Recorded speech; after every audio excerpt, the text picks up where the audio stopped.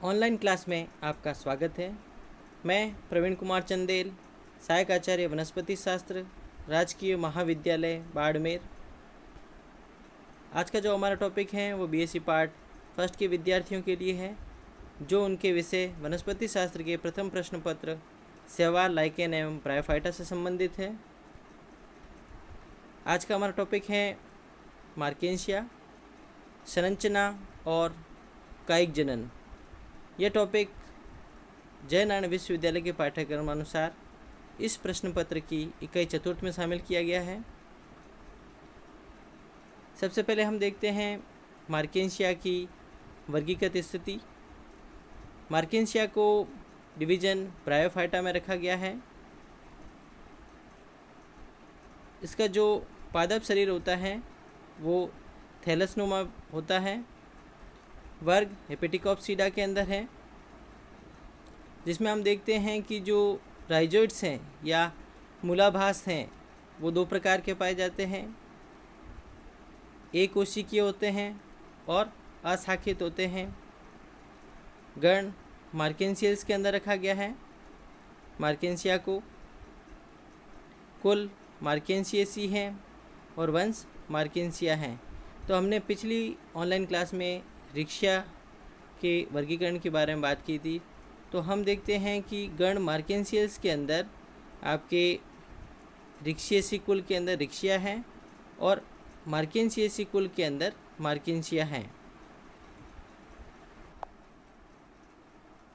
तो हमने बात की थी कि रिक्शिया के अंदर जो जन्नांग होते हैं, पुंधानियाँ एवं स्त्रीधानियाँ, वो अवृंती होती हैं और थैलस में धसी हुई रहती है, एम्बेडेड रहती हैं।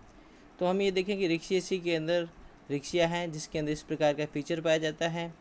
हम यहाँ पर देख रहे हैं मार्केंशियसी कुल, जिसके अंदर हम देखें कि पुंधानियाँ व स्त्रीधानियाँ हैं वह सवृंत होती हैं और उसमें स्टॉक पाए जाते हैं और वो आप ये देखें कि युग्मक दरों के रूप में दिखाई देते हैं। जिस युग्मक दर के अंदर पुंधानियाँ लगी रहती है उसको हम पुंधानी दर या एंथ्रीडियो4 कहते हैं, तथा जिसके अंदर स्त्रीधानी लगी रहती है उसको हम स्त्रीधानी दर या आर्किगोनियो4 कहते हैं। तो ये एक प्रमुख अंतर देखा गया है इसके अंदर। इसके अलावा अगर हम बात करें कि जो एयर चैम्बर की और एयर पोर्स की बात करें तो रिक्शिया के अंदर एयर चैम्बर्स और एयर पोर अनुपस्थित थे और मार्केंशिया के अंदर देखें हम तो एयर चैम्बर्स उपस्थित होते हैं और ये एयर पोर्स के द्वारा या वायु छिद्रों के द्वारा बाहर की तरफ खुलते हैं और ये वायु छिद्र जो होते हैं वो आप ये देखें कि इसके अंदर बैरल शेप्ड के एयर पोर्स हमें दिखाई देते हैं। इसके अलावा हम देखें कि बीजाणुद्भिद के अंदर अगर हम देखें अंतर, तो रिक्शिया के अंदर जो बीजाणुद्भिद था वो केवल संपुटिका का बना होता है, कैप्सूल का बना होता है। और यहाँ पर देखें मार्केंशिया के अंदर तो बीजाणुद्भिद 3 स्पष्ट भागों पाद, संपुटिका वृंत और संपुटिका में विभेदित रहता है। तो ये कुछ अंतर हम देख सकते हैं, जिसके आधार पे मार्केंशिया को कुल मार्केंशियसी में रखा गया है और रिक्शिया को कुल रिक्शियसी में रखा गया है। और वंश हम यहाँ देखें तो वो मार्केंशिया है। मार्केंशिया का जो नाम है वो फ्रांस के एक प्रसिद्ध वनस्पतिज्ञ बॉटनिस्ट थे, निकोलस मर्चेंट, उनके नाम पर रखा गया है। अगर हम डिस्ट्रीब्यूशन या वितरण की बात करें तो मार्केंशिया विश्वव्यापी वंश हैं और विश्व में इसकी करीब 65 जातियाँ पाई जाती हैं। इनमें से 12 जातियाँ भारत में पाई जाती हैं। प्रमुख भारतीय जातियों की बात करें तो Marchantia polymorpha, Marchantia palmata, Marchantia nepalensis, Marchantia simlana, Marchantia indica, Marchantia assamica. तो ये कुछ प्रमुख भारतीय जातियां हैं जो भारत में पाई जाती हैं। अब हम बात करते हैं हैबिटेट या आवास की बात करते हैं कि मार्केंशिया किस प्रकार के आवास में अधिकतर मिलता है। तो मार्केंशिया ब्रायोफाइट हैं और यूजुअली अगर हम बात करें तो ब्रायोफाइट नम व छायादार स्थलों में पाए जाते हैं, मॉइस्ट एंड सैडी प्लेसेस में पाए जाते हैं। तो मार्केंशिया भी नम व छायादार स्थलों में मिलता है। नदी तटों की बात करें, नम मृदा की बात करें, नम चट्टानों की, दलदल, तंग घाटियों तथा अन्य जल स्रोतों के निकट बहुतायत में मार्केंसिया को वृद्धि करते हुए देखा जा सकता है। मार्केंसिया समूह में उगने के कारण अधोस्तर पर हरित खंडों के रूप में दिखाई देता है। अधिकांश जातियां जो मार्केंसिया की है वो हिमालय क्षेत्र व दक्षिण भारत की पहाड़ियों पर पाई जाती हैं। मार्केंसिया पोमेटा अपेक्षाकृत कम ऊंचाई वाले स्थानों तथा उत्तरी भारत के मैदानी भागों में पाया जाता है। मार्केंसिया की अगर हम देखें अल्टरनेशन ऑफ जनरेशन या पीडी एकांतरण की बात करें तो मार्केंसिया ब्रायोफाइट हैं और हेपेटिकोप्सिडा का मेंबर हैं, वर्ग हेपेटिकोप्सिडा के अंदर हैं। तो इसमें हम ये देखते हैं कि जो अल्टरनेशन ऑफ जनरेशन में दो पीढ़ियाँ पाई जाती हैं, एक गेमेटोफिटिक फेज है और दूसरी स्पोरोफिटिक फेज है, युग्मकोद्भिद पीढ़ी और बीजाणुद्भिद पीढ़ी। तो हम ये देखते हैं कि इसकी जो प्रमुख पीढ़ी या प्रभावी पीढ़ी जो है वो युग्मकोद्भिद पीढ़ी है और जो बीजाणुद्भिद पीढ़ी हैं वो इसके ऊपर आश्रित रहती है, डिपेंड रहती हैं। तो हम सबसे पहले युग्मकोद्भिद पीढ़ी के बारे में बात करते हैं, अर्थात हम देखें कि इसके थैलस के अंदर क्या बाह्य लक्षण पाए जाते हैं और उसकी आंतरिक संरचना में किस प्रकार के लक्षण देखने को मिलते हैं। तो सबसे पहले हम देखते हैं थैलस के बाह्य लक्षण, external features of thallus.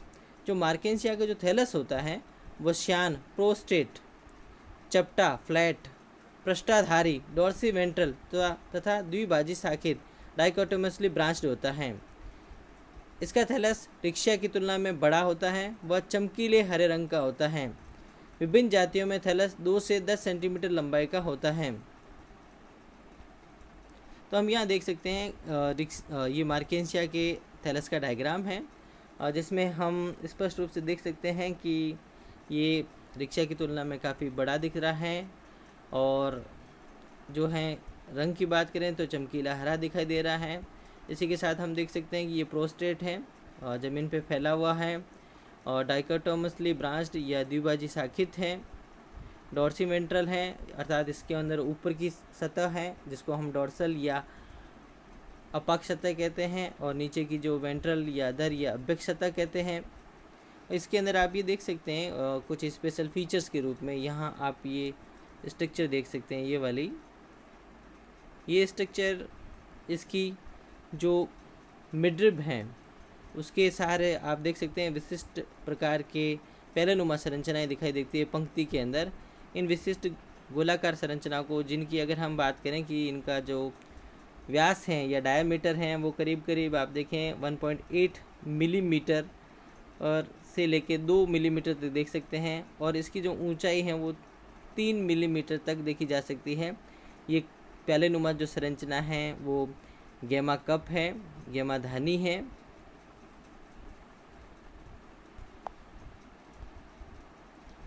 Thallus की प्रत्येक शाखा के शीर्ष पर एक खांच होती है जिसे शीर्ष खांच कहते हैं, जिसमें वृद्धि बिंदु स्थित होता है।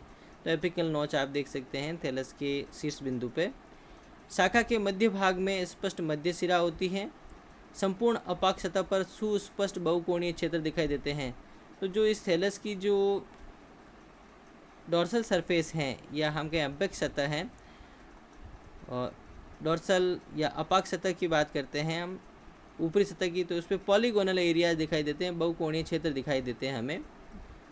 प्रत्येक क्षेत्र के केंद्र में जो हम पॉलीगोनल एरियाज की बात करते हैं उसके केंद्र में एक छोटा छिद्र या पोर दिखाई देता है जो काले बिंदु के रूप में दिखाई देता है, जिसके द्वारा प्रकाश संश्लेषी प्रकोष्ठ अथवा वायु प्रकोष्ठ बाह्य वातावरण में खुलते हैं। तो ये जो आपके फोटोसिंथेटिक चेम्बर्स हैं या एयर चेम्बर्स हैं वो इन छिद्रों के द्वारा, एयर पोर्स के द्वारा, वायु छिद्रों के द्वारा बाह्य वातावरण में खुलते हैं। थैलस की पृष्ठीय सतह डॉर्सल सरफेस या अपाक्ष सतह पर मध्य सिरा क्षेत्र में प्यालेनुमा संरचना एक पंक्ति में विन्यासित होते हैं, जिन्हें गेमा धानिया या जेमा धानिया, गेमा कप्स कहते हैं। जेमा धानिया में विशिष्ट संरचनाएं जेमा विकसित होती हैं जो कायिक जनन करते हैं। लैंगिक जनन के समय थैलस के अंतस्थ छोर पर विशिष्ट ऊर्ध्व जनन शाखाएं युग्मकधर गेमेटोफोर्स विकसित होते हैं। नर जननांगों या पूधानियों को धारण करने वाली शाखाओं को पूधानी धर एंथ्रीडियोफोर तथा स्त्री जननांगों या स्त्री दानियों को धारण करने वाली शाखाएं स्त्री दानी धर या आर्किगोनियोफोर कहलाती हैं। यहाँ हम डायग्राम में देख सकते हैं इस चीज़ को।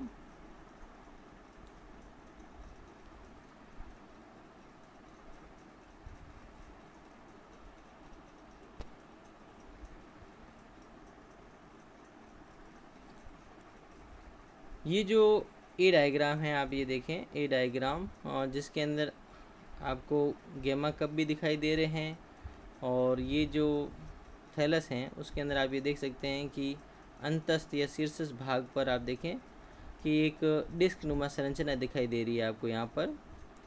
ये डिस्क नुमा संरचना N3DO4 है।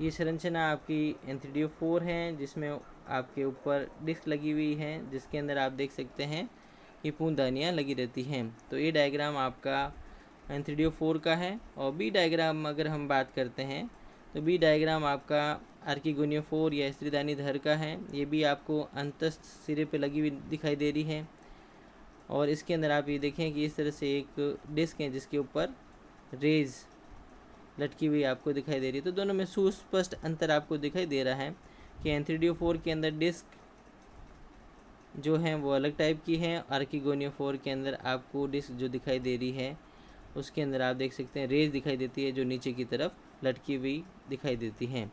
तो ये हम देख सकते हैं मार्केंसिया के अंदर N3DO4 और आर्किगोनियो4, पूंछदानीधर और स्त्रीधानीधर। तो ए डायग्राम आपका पूंछदानीधर का है और बी डायग्राम आपका स्त्रीधानीधर का है। थैलस की अभ्यक सतह वेंट्रल सरफेस पर मूलाभास व सल्क उपस्थित होते हैं। तो जो राइजोइड्स होते हैं और स्केल्स होते हैं वो इसकी वेंट्रल सरफेस पे देखने को मिलते हैं। मूलाभास दो प्रकार के चिकनी भित्ति युक्त स्मूथ वॉल तथा गोलिकीय या ट्यूबरकुलेटेड होते हैं। ये एक कोशिकीय तथा अशाखित होते हैं। ये थैलस के अधोस्तर से संलग्न अटैच्ड व जल तथा खनिज लवणों के अवशोषण में सहायक होते हैं। तो मूलाभास का काम मूल के समान ही है, जल एवं लवणों का अवशोषण करना है और थैलस को सबस्ट्रेट पर चिपकाए हुए रखना है। सल्क की बात करें या स्केल्स की बात करें तो ये एक कोशिक मोटाई की प्लेट सदस्य बहुकोशिक बैंगनी रंग की संरचनाएं हैं। सल्क मध्य सिरा के दोनों ओर दो पंक्तियों में विन्यासित रहते हैं। तो आप देखें कि मध्य सिरा के एक और दो पंक्तियां हैं और दूसरी ओर भी दो पंक्तियां हैं। सल्क भी दो प्रकार के होते हैं। एक सल्क वो है जिसमें उपांग पाया जाता है, उपांगिका युक्त या अपेंडिकुलेट। ये वृहत फनाकार वेद सेप तथा उपांग युक्त होते हैं तथा मध्य सिरा के दोनों ओर भीतरी पंक्ति में पाए जाते हैं। तो मध्य सिरा से जैसे ही हम ये देखें कि पास की जो पंक्ति हैं उपांगों की, वो जो सल्क की पंक्ति है वो उपांग युक्त वाली होगी, और जो बाहर की पंक्ति होगी वो सरल या हम कहें कि जीविकाकार लिग्युलेट स्केल्स वाली होगी। ये अपेक्षाकृत छोटे तथा उपांग रहित होते हैं। और दूसरे प्रकार के स्केल्स की हम बात करें जो सरल अथवा जीविकाकार सिंपल या लिग्युलेट होते हैं, ये अपेक्षाकृत छोटे तथा उपांग रहित होते हैं तथा मध्य सिरा के दोनों ओर बाहरी पंक्ति में अथवा दो या तीन पंक्तियों में उपांत की ओर पाए जाते हैं, किनारों पर पाए जाते हैं। सल्कों का मूल कार्य वृद्धि बिंदु को शुष्कन व क्षतिग्रस्त होने से बचाना है, क्योंकि ये एक दूसरे के अत्यंत सन्निकट सघन विन्यासित रहते हैं। अतः ऐसा माना जाता है कि कोशिका दाब के कारण यह जल संग्रहित रखते हैं। ये कुछ डायग्राम हैं जिसके अंदर हम इन चीज़ों को या बाह्य आकारिकी को देख सकते हैं। और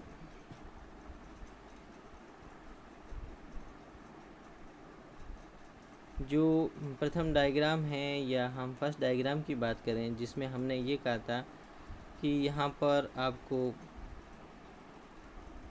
और ये जो स्ट्रक्चर हैं ये जिसको हम N3DO4 कह रहे हैं, यहाँ पर देखें इस तरह के स्ट्रक्चर को N3DO4 कहा गया है।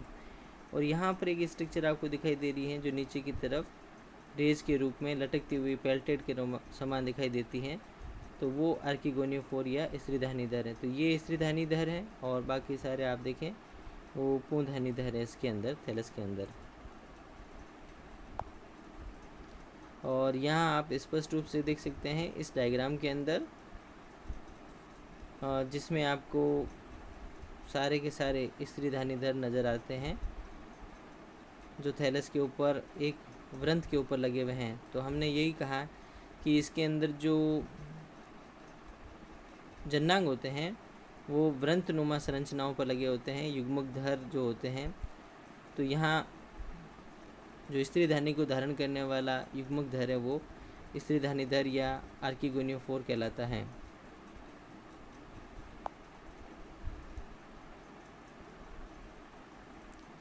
और ये ए थैलस जो ए डायग्राम है आपका,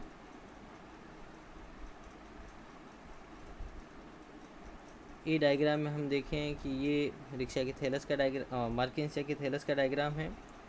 मार्केंसिया में जैसे हमने कहा कि जो थैलस होता है वो आपके द्विभाजी शाखत होता है। तो आप ये देखें, ये शाखन इस तरह से हैं, द्विभाजी शाखन। फिर हम यहाँ देखें तो यहाँ भी द्विभाजी शाखन दिखाई देता है आपको।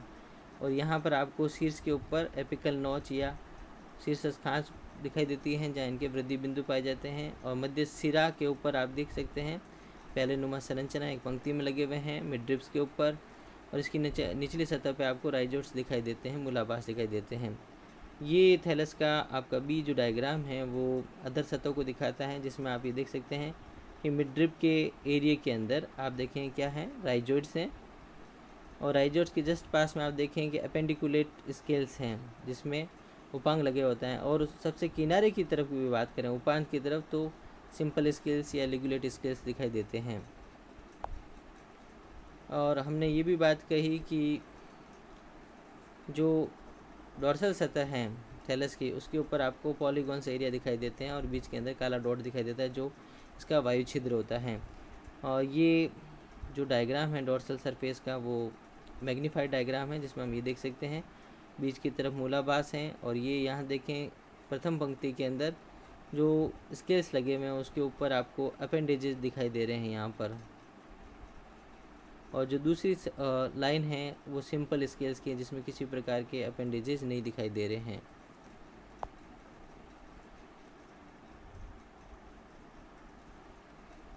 ये डायग्राम है जिसमें हमें दिखा सकते हैं कि एक ये सिंपल स्केल है जिसमें किसी प्रकार कोई उपांग नहीं है, और दूसरा अपेंडिकुलेट जो आपका स्केल है जिसमें ये बाहर की तरफ उपांग या अपेंडेजेस आपको दिखाई देता है।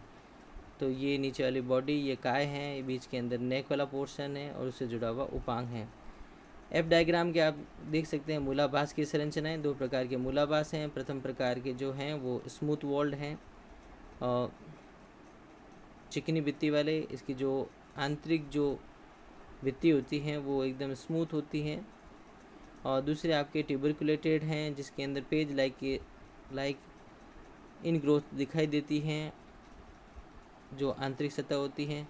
तो इसलिए हम इसको गुलिका युक्त या गुलिकामय या ट्यूबरकुलेटेड राइजोट्स कहते हैं। तो ये हम इसकी बाह्य आकारिकी के रूप में जो लक्षण हैं उसके बारे में चर्चा कर रहे थे।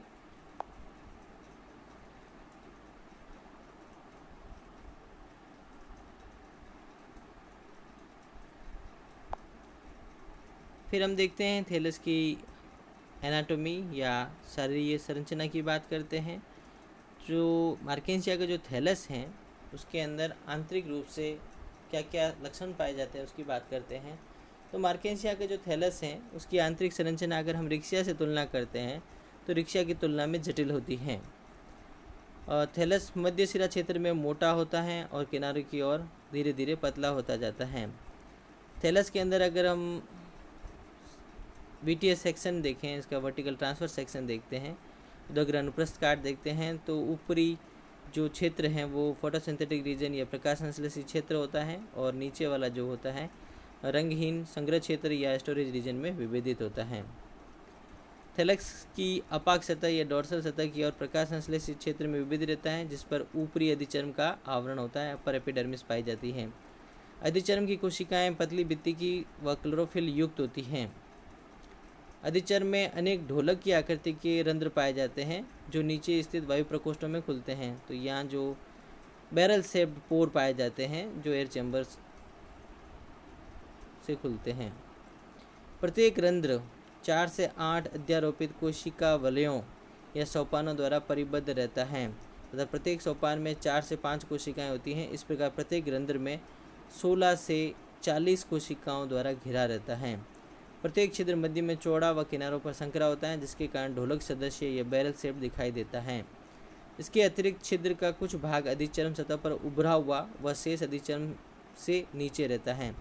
इन छिद्रों को नीचे की ओर से देखने पर क्रूसिएट या चतुर्भुज आकृति के दिखाई देते हैं।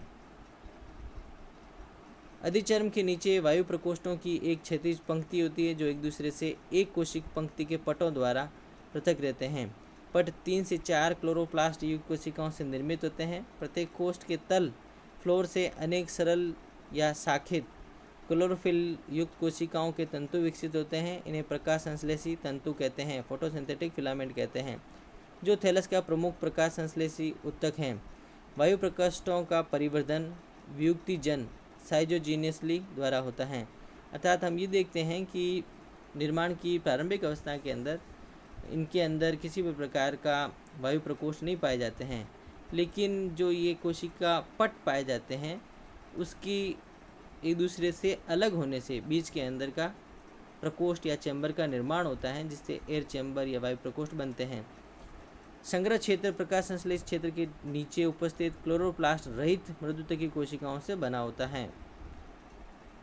यह पतली भित्ति वाली सुसंहत मृदुतकी कोशिकाओं की अनेक परतों का बना होता है। ये कोशिकाएं स्टार्च संग्रहित करती हैं। इस भाग की कुछ कोशिकाओं में तेल कण या श्लेष्मा म्यूसिलेज पाया जाता है। थैलस के मध्य भाग में कोशिकाएं लंबी व जालिकावत स्थूलन युक्त भित्ति वाली होती हैं, रेटिकुलेट थिकनिंग वाली। निचली बाह्य त्वचा संग्रह क्षेत्र की नीचे की ओर स्थित होती है। इस बाह्य त्वचा की कोशिकाओं से 2 प्रकार के मूलाभास, चिकनी भित्ति वाले और गुलिकायुक्त व सल्क उत्पन्न होते हैं। यह दर सतह पर पाए जाते हैं। तो ये सारे लक्षण हम मार्केंशिया के थैलस की आंतरिक संरचना में देख सकते हैं। डायग्राम में इसको हम स्पष्ट कर सकते हैं।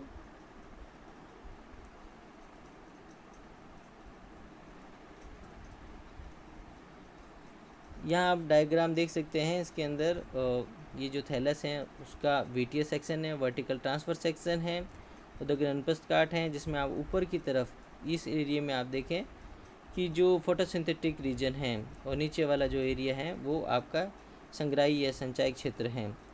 तो आपका जो फोटोसिंथेटिक रीजन है उसके अंदर आप ये देख सकते हैं कि सबसे ऊपर की तरफ इसके अंदर आपको एपिडर्मिस दिखाई देती है और इस एपिडर्मिस के अंदर आप देख सकते हैं पोर पाए जाते हैं और इस एपिडर्मिस के नीचे आपको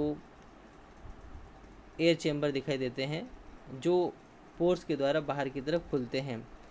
और इन एयर चैम्बर्स के अंदर आप देख सकते हैं फोटोसिंथेटिक फिलामेंट्स जो सरल और शाखित हो सकते हैं, ये फोटोसिंथेटिक रीजन बनाते हैं। और नीचे का पोर्शन स्टोरेज रीजन कहलाता है। और सेंटर में हमने जैसे बात की कि थिक वॉल्ड सेल्स पाए जाते हैं और थिकनिंग वाली सेल्स। नीचे की तरफ राइजोइड्स हैं आपके जो ट्यूबरकुलेटेड और स्मूथ वॉल्ड हैं। इसके अलावा आपको मिड रिब के पास में स्केल्स पाए जाते हैं और किनारों पे भी आपको स्केल्स देखने को मिल सकते हैं।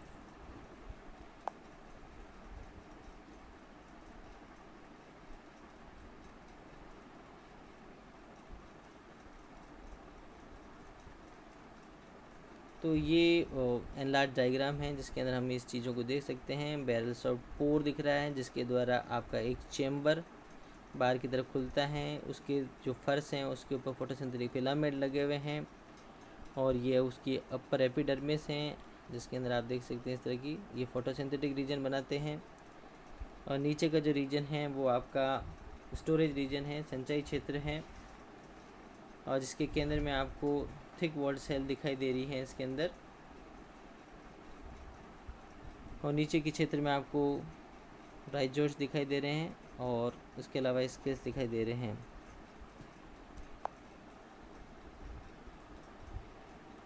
ये जो 2 डायग्राम आपको सी और डी दिखा रखे हैं वो एयर पोर्स के हैं, वायु क्षेत्र जो पाए जाते हैं उसके डायग्राम दिखा रखे हैं इसके अंदर।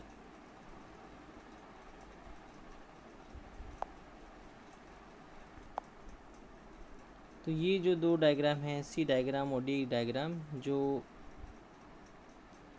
एयरपोर्ट्स या वायु रंध्रों के डायग्राम हैं जो अलग अलग स्पेसीज में देखे गए हैं। तो ये थी हमारी जो मार्केंसिया के थैलस के बाह्य संरचना और आंतरिक संरचना की काट के विशिष्ट लक्षणों के बारे में। थैंक यू, धन्यवाद। तो आज हमने इस ऑनलाइन क्लास में मार्केंसिया के थैलस की बाह्य संरचना व आंतरिक संरचना का अध्ययन किया है। अगली ऑनलाइन क्लास में हम मार्केंसिया के जनन के बारे में बात करेंगे। मार्केंसिया के अंदर 2 प्रकार के जनन पाया जाता है, कायिक जनन एवं लैंगिक जनन। तो हम उसके कायिक जनन किन विधियों के द्वारा होता है और लैंगिक जनन के बारे में अध्ययन करेंगे।